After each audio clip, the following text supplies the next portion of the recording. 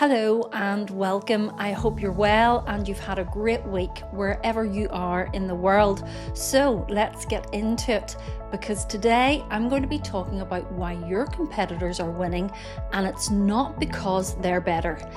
And this is something I hear a lot from SME business leaders, and it usually goes a little something like this. We're better than them, but they keep winning the deals. Why do they keep winning those deals over us? And you've seen their work, you've probably looked at what they're doing, and if you're being really honest, you know your service is stronger, you're thinking it's better, your delivery is much tighter, and yet they're the ones getting picked every time. So what's actually going on here in terms of your competitors being picked over you? Because in most cases, it's not capability, it's not that they're better than you, it's that they're doing a few key things consistently that you either aren't doing or aren't doing well enough. And the important bit is every single one of these is fixable. So let's start with your visibility.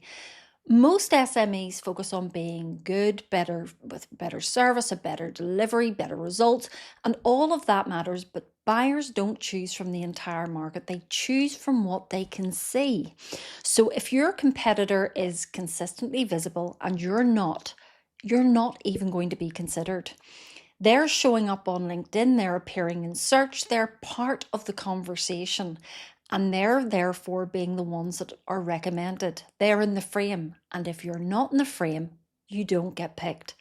Now, one thing you can do immediately is this. Think about a real problem you've solved for a client recently, not a generic one, a real one, and turn that into a simple post.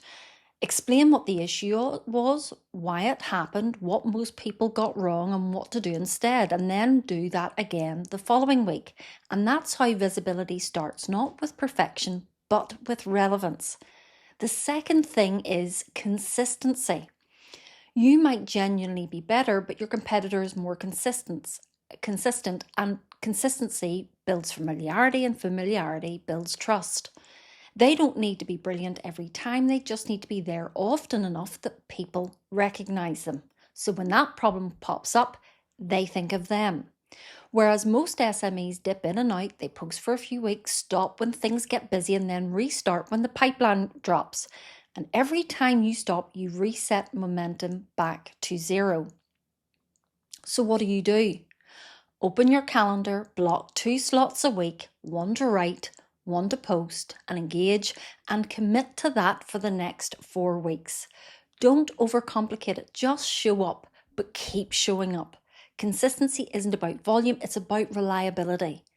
Now this next one bit is going to be an uncomfortable perception, because in your world, you know you're good, you know your clients get results, but your buyer isn't seeing that. They're not seeing your presence, your messaging, how often you show up, and how clearly you communicate. So when they look at your competitor and think, I've seen them around, they seem quite active, they look established, that becomes a potential customer's reality essentially. And perception shapes decisions long before your capability is ever even evaluated. So a simple fix here is go and look at your LinkedIn profile as if you're a buyer seeing it for the first time, and ask yourself, is it clear who I help, what problem I solve, and what outcome I deliver? If it's not, rewrite it, and I would suggest you get someone to help you to do that from another perspective. Keep it simple, because we help this type of business solve this problem so that they can achieve this result, and then we'll add an example. That alone can shift perception quickly. The next one is focus. Your competitor is probably clearer than you. They've picked a lane, a sector, a type of business, a specific problem, and they repeat that message consistently.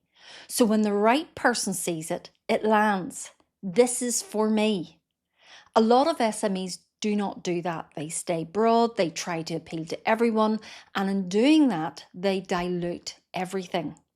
So here's something practical. Look at your last 10 clients and find the pattern, whether that's industry or size, problem, reason they chose you.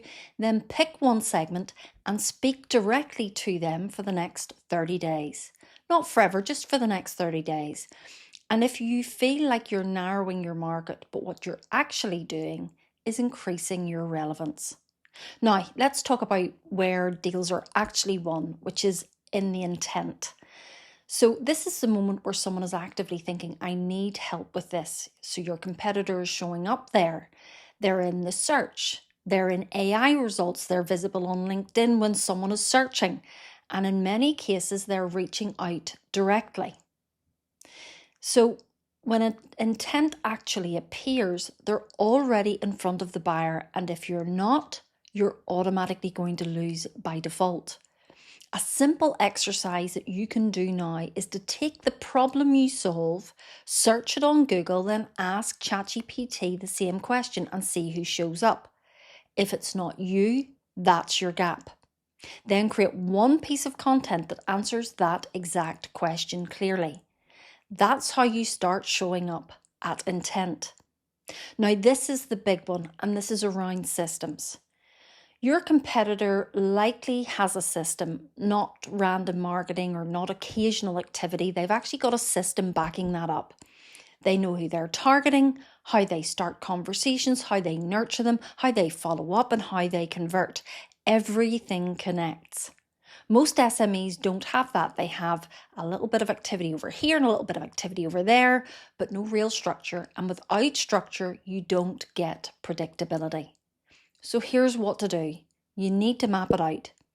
How do you identify your ideal clients? How do you start those conversations? How do you stay in touch? How do you move to a call? And how do you convert? And if you can't clearly answer those, that's your starting point. Next is the follow-up. Most deals are not won on the first interaction, they're won in follow-up, and your competitor understands this. They stay visible, they check in, they keep the conversation alive. Most SMEs don't. They reach out once, maybe twice, and then they stop contact on the basis that they don't think the person is ready to buy. They're just not ready to buy right now. So go back to 10 people you've spoken to in the last 3 months and send them a simple message. Just checking in, no pitch, just reopen that conversation. That alone can unlock opportunities that are already there. Then there's the sales activity. Your competitor isn't waiting for leads, they're creating conversations, they're networking, they're reaching out, they're building those relationships.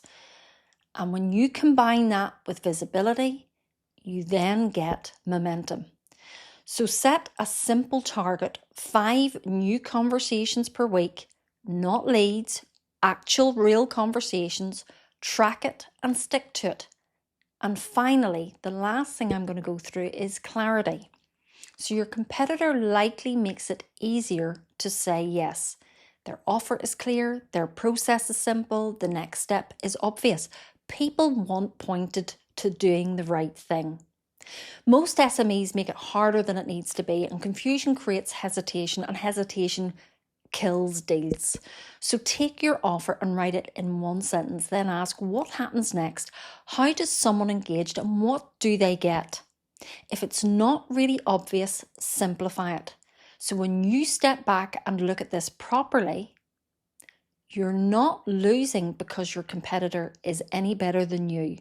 You're losing because they're more visible, more consistent, more focused, more present at the point of intent, and more structured in how they operate. And all of that is within your control. If you take nothing else from this, focus on 5 key things. Make sure you show up consistency. You cannot turn off the tap and back on again. Get clear on who you're targeting. Be visible when intent appears. Build a simple system and make sure you follow up properly. Because when you fix those, you don't just improve your marketing, you start competing properly. So if you find this useful, I'd really appreciate it if you could like, share and subscribe.